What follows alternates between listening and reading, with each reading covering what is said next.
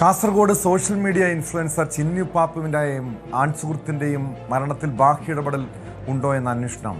സന്ദേശ് ജീവനൊടുക്കിയത് മാനസിക സമ്മർദ്ദവും കുറ്റബോധവും കാരണമെന്നാണ് പോലീസ് പറയുന്നത്. കഴിഞ്ഞ തിങ്കളാഴ്ചയാണ് ചിന്നുവിനെ ആസാദ് നഗറിൽ വാടക വീട്ടിൽ ജീവനൊടുക്കിയ നിലയിൽ കണ്ടെത്തിയത്.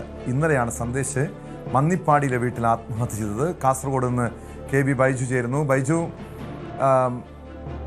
ചിന്നു പാപ്പുവിൻ്റെ മരണത്തിന് തൊട്ടു പിന്നാലെയാണ് ആൺസുഹൃത്തിനെ ജീവനൊടുക്കിയ നിലയിൽ കണ്ടെത്തിയത്. സ്വാഭാവികമായും ഈ ചിന്നുവിൻ്റെ മരണവുമായി ബന്ധപ്പെട്ട് ഈ യുവാവിനെ ആൺസുഹൃത്തിനെ ചോദ്യം ചെയ്തിരുന്നു. അതിൻ്റെ സമ്മർദ്ദമുണ്ടാകാം, കുറ്റബോധമുണ്ടാകാം. ആത്മഹത്യക്കുറിപ്പോ മറ്റോ അവിടെ നിന്നും കണ്ടെത്താൻ കഴിഞ്ഞിരുന്നു. എന്താണ് ആത്മഹത്യ കാരണമെന്ന സൂചനകൾ പോലീസിന് ലഭിച്ചിട്ടുണ്ടോ?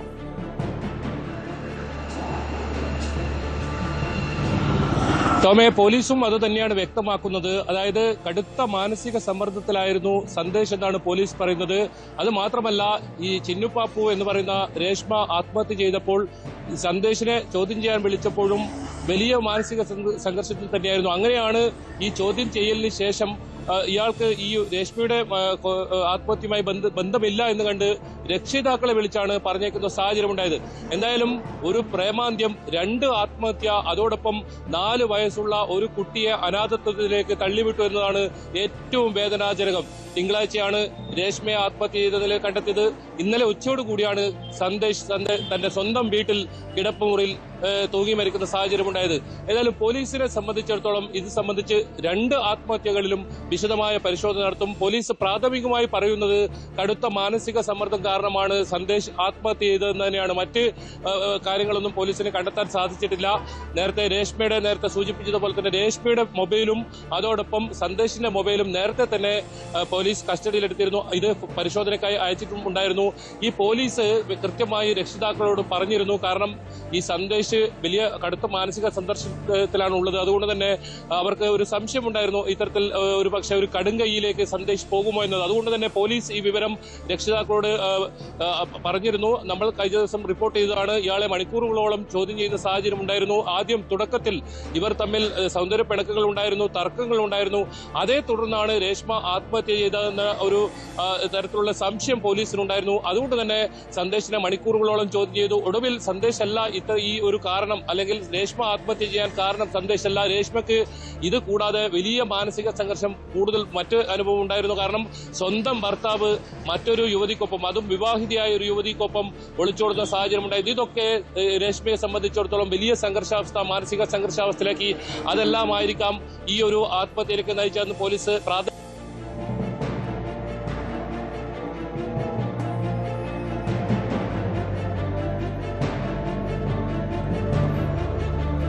Kasaragod social media influencer Chinnu പാപ്പുവിൻ്റെയും ആൺസുഹൃത്തിൻ്റെയും മരണത്തിൽ ബാഹ്യ ഇടപെടൽ ഉണ്ടോ എന്നാണ് പോലീസ് പ്രധാനമായും പരിശോധിക്കുന്നത്. കാരണം ചിന്നുവിൻ്റെ മരണത്തിന് കാരണം കുടുംബ പ്രശ്നങ്ങളാണ്, ആൺസുഹൃത്തുമായിട്ടുള്ള പ്രശ്നങ്ങളാണ്. അത്തരം പല രീതിയിലുള്ള സംശയങ്ങൾ ഉണ്ടായിരുന്നു. അതിന് തൊട്ടു പിന്നാലെയാണ് ആൺസുഹൃത്തിൻ്റെ ആത്മഹത്യ. ബൈജു, ഈ മരണത്തിന് പിന്നാലെ, ചിന്നുവിൻ്റെ മരണത്തിന് പിന്നാലെ സന്ദേശത്തിന് നേരെ ഏതെങ്കിലും രീതിയിലുള്ള സൈബർ ആക്രമണം, അതല്ലെങ്കിൽ ഭീഷണിയോ മറ്റും ഉണ്ടായിരുന്നോ?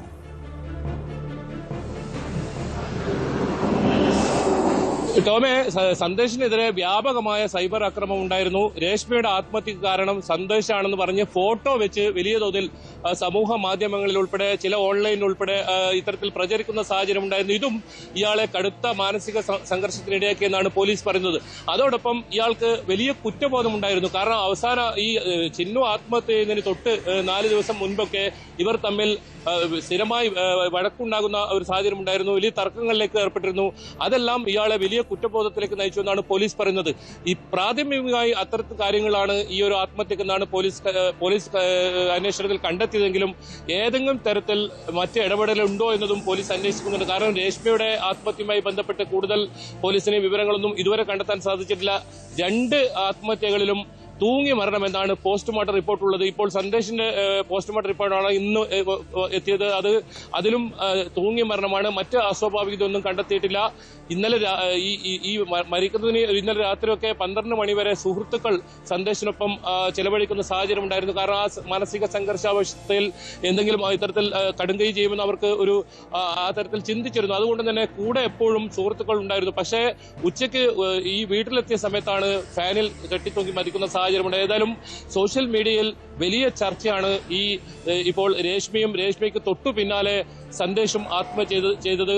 ഇതിൽ ഏറ്റവും നേരത്തെ പറഞ്ഞത് തന്നെയാണ് 4 വയസ്സുള്ള ഒരു മകൻ. ആ മകൻ ഇനി അനാഥത്വത്തിലേക്ക് പോയിരിക്കുന്നു. ആരുമില്ലാത്ത, അച്ഛനും അമ്മയുമില്ലാത്ത അവസ്ഥ. അച്ഛനാണെങ്കിൽ ഇത്തരത്തിൽ വിവാഹിതയായ മറ്റൊരു യുവതിക്കൊപ്പം ഒളിച്ചോടുന്ന സാഹചര്യം. അമ്മയും നഷ്ടപ്പെട്ട ഒരു 4 വയസ്സുകാരൻ. അവരുടെ ബ്ലോഗുകളൊക്കെ പരിശോധിച്ചാൽ ടോമെ നമുക്ക് കാണാം. അതിൽ വലിയ സന്തോഷത്തോടെ ഈ കുട്ടിയെയും കൊണ്ട് പല സ്ഥലങ്ങളിലും രേഷ്മ സഞ്ചരിക്കുന്നൊക്കെ ബ്ലോഗുകളിൽ കാണാം. അത്രത്തോളം സ്നേഹിച്ച ഒരു മകനെയാണ് തനിച്ചാക്കി ഈ ലോകത്തു നിന്നും രേഷ്മ എന്നേക്കുമായി യാത്രയായത്. അതോടൊപ്പം താൻ പുതിയൊരു ജീവിതം തെരഞ്ഞെടുക്കാൻ സ്നേഹിച്ച അയാളും ഇപ്പോൾ ജയിലിനൊടുക്കിയിരിക്കുന്നു. അത്തരത്തിൽ വലിയ ദുഃഖകരമായ ഒരു സാഹചര്യം തന്നെയാണ് ഈ ഒരു സംഭവത്തിൽ ഉണ്ടായത്. എന്തായാലും പോലീസിന്റെ വിശദമായ അന്വേഷണം നടക്കുന്നുണ്ട്. നേരത്തെ സൂചിപ്പിച്ചതുപോലെ തന്നെ ഏറ്റവും സങ്കടകരമായ കാഴ്ച, അച്ഛൻ മറ്റൊരു യുവതിക്കൊപ്പം പോകുന്നു. അമ്മയുടെ ആത്മഹത്യ, അവിടെ അനാഥനായത് 4 വയസ്സുള്ള കുഞ്ഞാണ്. ഇപ്പോഴും ഈ ചിന്നുവിൻ്റെയും അൺസുഹൃത്ത് സന്ദേശിൻ്റെയും ആത്മഹത്യയിൽ പല ദുരൂഹതകളും നിലനിൽക്കുന്നുണ്ട്. മരണത്തിൻ്റെ യഥാർത്ഥ കാരണം കണ്ടെത്താനുള്ള അന്വേഷണത്തിലാണ് പോലീസ്. കൂടുതൽ വാർത്തകൾക്ക് News 18 Keralam YouTube channel subscribe ചെയ്യുക.